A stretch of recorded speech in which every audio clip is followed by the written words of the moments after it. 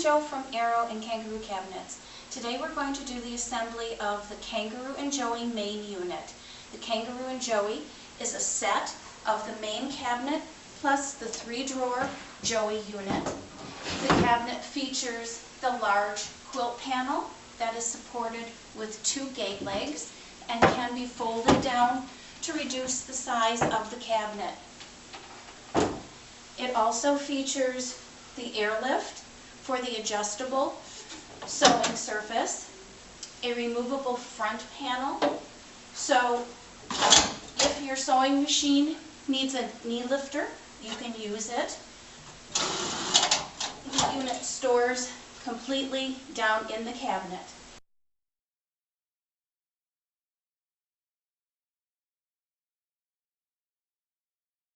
I also want to show you that the Joey is a completely separate unit. The assembly of the Joey will be addressed in another video. And a very nice feature is the 1 drawer to the cabinet. You lift up and pull it out and can balance your fabric support panel on the top.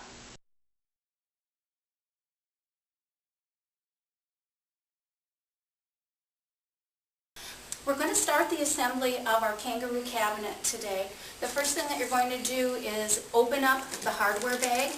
In it you'll notice your main hardware bag, which contains a smaller bag marked for drawer. You will want to open up this bag, keep the one marked for the drawer separate. You will also have your bags of hinges, casters, and glue. Assemble your tools, which include various screwdrivers, including an electric screwdriver if you have it, and a hammer. In step 1, we're going to take our quilt panel H, and in this step we are going to attach by screwing 3 screws for each of the butt hinges along the back end, making sure that the raised portion is facing you.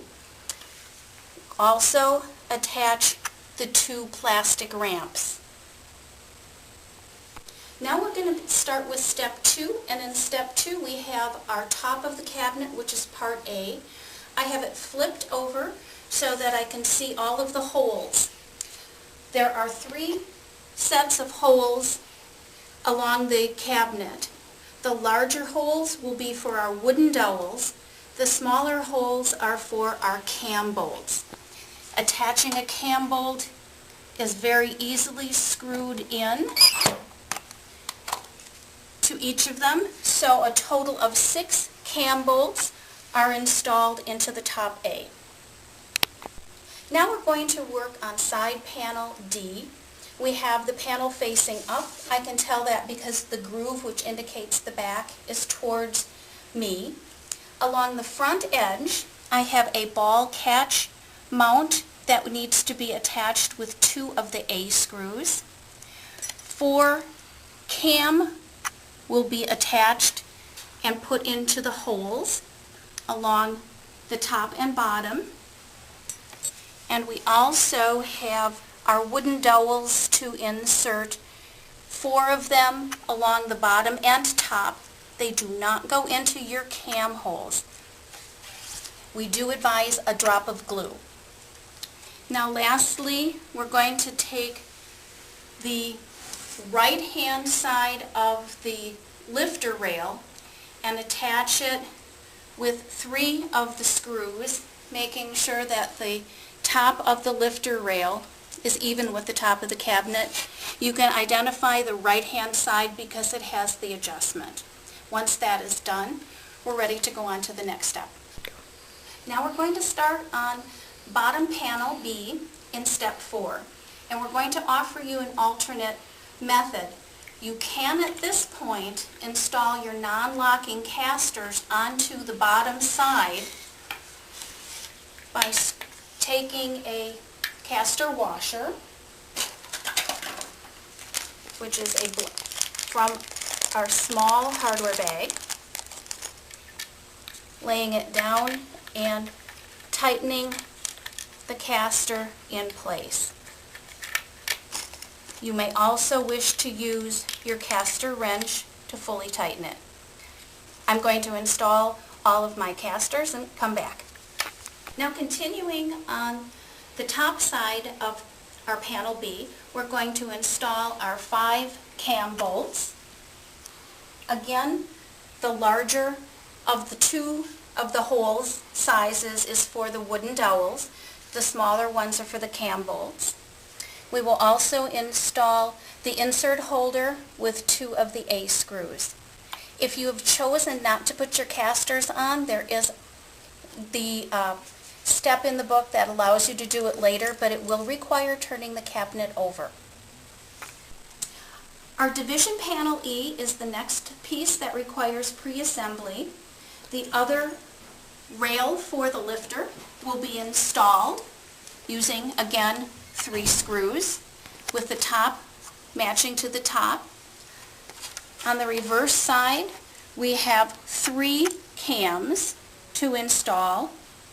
Along the top edge, 4 wooden dowels, again making sure we don't put a dowel where a cam hole is. We have the drawer runner with the ball facing down. The screw goes into the second hole from the front. And along the bottom, we have 2 wooden dowels and a cam hole right in the center. Our last panel to pre-assemble is the left side panel C. And here is where our other drawer runner is going to go. Again, the screw is in the second hole behind the roller. The roller is facing down.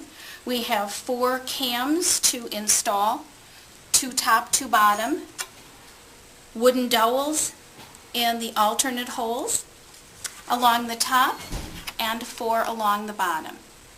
Now we'll start the assembly of the actual unit to the base. With our next step, we're going to be installing the pre-assembled panels onto the base B. In each case, we are going to suggest 2 people for support.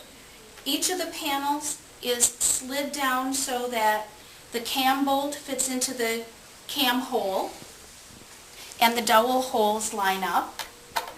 With your screwdriver, tighten very securely. And of course you will note that the groove denoting the back of the cabinet lines up.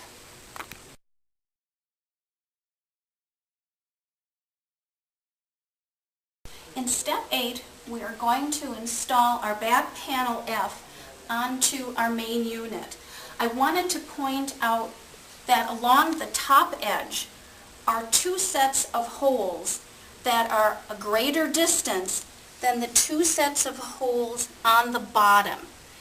You do need to be aware of this when installing it, and for this step we recommend having an assistant to help you slide the panel in. The 2 of us are sliding the back panel in place, supporting the side walls, and making sure that it goes completely down. In this step, we're going to be attaching the lifter board to the airlift itself. There are 4 screws to attach the lifter to the board. The workings of it are facing behind you, and note the orientation that the cord holes I have to the left, because when I turn and install it onto the cabinet, they will be correctly on the right-hand side. At this point, we're installing the lifter with the platform attached onto the rails of the cabinet. And note that there are 2 of us to guide the white guides on the side of the lifter onto the rails and keep it there, and preventing the cabinet from bowing outwards. We've taken the slack ends and hooked it onto the rails, and then we'll push down to engage and lock the lifter in place. There is a small wooden block that will probably fall out at this point. It can be removed. Ready for step 12, where we're going to install the top onto the cabinet by inserting the cam bolts into the holes on the right and left side and the partition. The last step in attaching the top is to take your screwdriver and make sure that you securely fasten all of your cams. And remember that there were 2 on the right-hand side. There are 2 on the left-hand side that we need to tighten, and 2 on the partition. If you were following the instructions in the book, on step 13 you would turn your cabinet upside down. Since we put our casters on at the beginning, we're going to eliminate this step, and we're going to jump ahead to step number 15, where we are going to do the assembly on the 2 gate leg panels.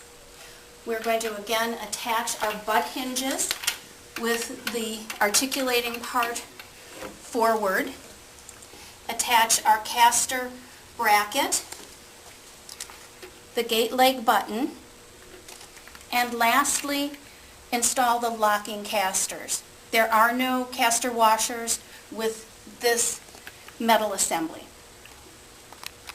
Now we're going to attach the gate legs so that they will fold towards the sides using 3 of the A screws per hinge.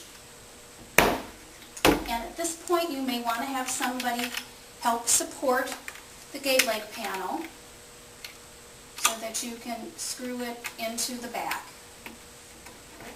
You may have to.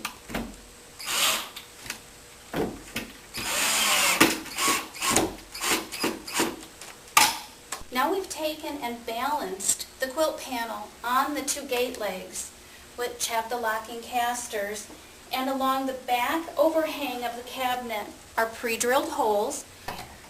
And now we're going to attach the hinges from the quilt panel along the back.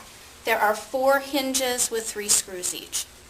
Now we're going to take panel L, which is our false front, and using 2 of the A screws, attach the remainder of the brass ball catch to either end. This is a false front panel that's used to trim in front of the platform. Now we're going to work on our drawer. We are going to pre-assemble the drawer sides, which are pieces P and R, by installing our wooden dowel and our cam. Again, the holes are side by side. You will not put a dowel in a cam hole. Drawer front panel is N. On the back side of this panel, we will have 2 cam bolts to install next to the dowel holes. Notice the groove on the bottom.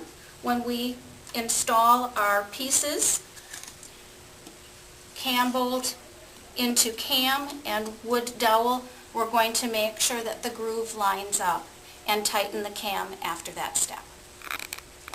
Now we're going to insert drawer bottom O into the slots between the sides.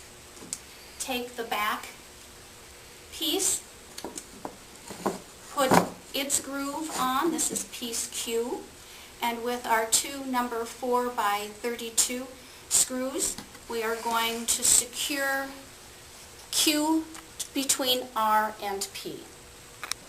Our last 4 pieces from the drawer bag are the drawer supports with its screws, and these are inserted between the bottom and the back, screwed in place, and between the drawer bottom and the front. The finishing touches to our drawer is inserting the drawer bolt into the button handle and tightening it up in both of the places on the front. Then we have our drawer cover. Note on the drawer cover that there are 4 metal buttons that insert, plus a stick-on rubber tab. The straight pieces go on the curved edge, the rounded ones on the 90-degree corner. This is designed to give you an extra supported sewing surface on top of the drawer. And lastly, we have our drawer insert.